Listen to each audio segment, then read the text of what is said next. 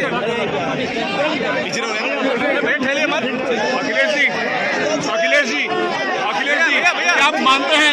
आप मानते हैं कि प्रदेश में सूदखोरों का आतंक है?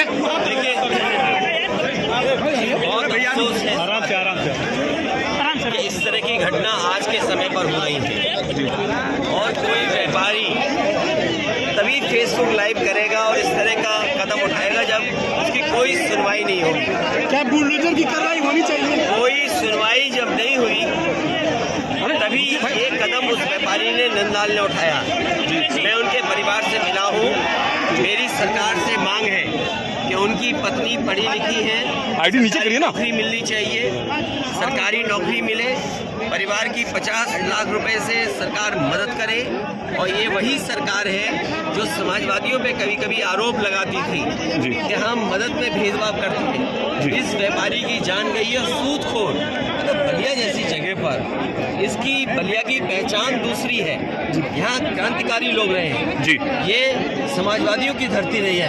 वहाँ इस तरह का अन्याय केवल एक परिवार नहीं है, इसके अलावा 2 परिवार और मुझे मिले हैं जिन पर इसी तरह का कर्ज लिया और जो कर्ज देने वाले सूदखोर हैं जो सरकार से मिले हुए हैं, बीजेपी से मिले हुए हैं वो लगातार इनके ऊपर अन्याय कर रहे हैं, जबरदस्ती वसूलना चाहते हैं। जितना पैसा दिया है उससे भी कई गुना ज़्यादा वसूलना चाहते हैं। सोचिए, अगर 1 रुपए लें और 100 रुपए वसूला जाएगा तो क्या व्यापारी खुशहाल होगा? क्या कोई जिसने अपना जीवन यापन कारोबार बढ़ाने के लिए लिया होगा पैसा, ये जिम्मेदारी सरकार की है। जब सरकार अपने बैंकों से पैसा नहीं दे पाती है, आसानी से पैसा नहीं दे पाती है, तब ये सूदखोरों के पास जाते हैं जो लोकल स्तर पर दबंग लोग होते हैं। और बीजेपी की सरकार में माफियाओं का, सूदखोरों का बोलबाला है। तो क्या यूपी में सूदखोरों का आतंक है सर? देखिए, अगर ये घटना बलिया में हुई है और जगह भी जब इस बात को लाया गया था सामने कि जब किसानों का कर्ज माफ हो रहा है तो सूदखोरों का कर्ज माफ कौन करेगा, ये सवाल उस समय भी उठा था। सरकार को ध्यान देना चाहिए था, सरकार की जिम्मेदारी बनती है और सरकार इस तरह के कारोबार को बढ़ावा नहीं दे सकती जहां पर इस तरह का अन्याय हो। बुलडोजर पे भी कार्रवाई होनी चाहिए। बुलडोजर तो सरकार हर एक चला रही है, जिनका दोष नहीं उन पे भी बुलडोजर चल रहा है। और अगर बुलडोजर नहीं चल रहा है तो इसका मतलब ये है कि वो बीजेपी से उसके लोग मिले होंगे, क्योंकि जो बीजेपी के लोग हैं उन पे बुलडोजर नहीं चलता है। आपको मैं तमाम उदाहरण दे सकता हूँ। सरकार ने अन्याय करके बुलडोजर चलाया है, जहाँ पर कानूनी चीज थे उस पर बुलडोजर चलाया। और यहाँ पर बुलडोजर क्यों नहीं चल रहा? क्योंकि इसलिए नहीं चल रहा है, बीजेपी के लोग होंगे, बीजेपी की सरकार है तो बीजेपी का ही बुलडोजर है, वो सरकार का न्याय दिलाने का बुलडोजर नहीं है, वो बीजेपी का बुलडोजर है। अगर बीजेपी का बुलडोजर है तो बीजेपी अपने लोगों पर कैसे बुलडोजर चलाएगी? जी डिप्टी सीएम साहब कह रहे हैं कि आप पूर्वांचल को संदेश देने जा रहे हैं कि गुंडे और माफिया जो पूर्वांचल के हैं वो एक हो जाए। मुझे ये बताओ कौन से डिप्टी सीएम ने बोला? फिर केशव प्रसाद मौर्य ने। देखिए, केशव प्रसाद मौर्य जी के बारे में आप लोग समझदार हो, बलिया के पत्रकार साथियों, आप तो खुद लड़ाई लड़े थे अपनी खुद की। इसमें हो सकता है कुछ लोग हों जेल होके आए थे, जब पानी बलिया में भर गया आजमगढ़ में जेल में थे। मैं खुद आना चाहता था मिलने, लेकिन आप लोग रिहा पहले हो गए तो नहीं मिल पाया मैं। खैर, जो डिप्टी सीएम को इसलिए आगे करते हैं हमारे योगी मुख्यमंत्री जी क्योंकि वो जवाब नहीं देना चाहते।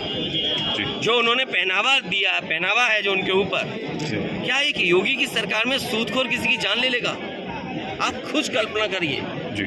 ये जो योगी सरकार है, खुद वो मठ के पीठाधीश मठ के सबसे बड़े पद पे बैठे हुए हैं, उनकी सरकार में सूदखोर जान ले रहा है।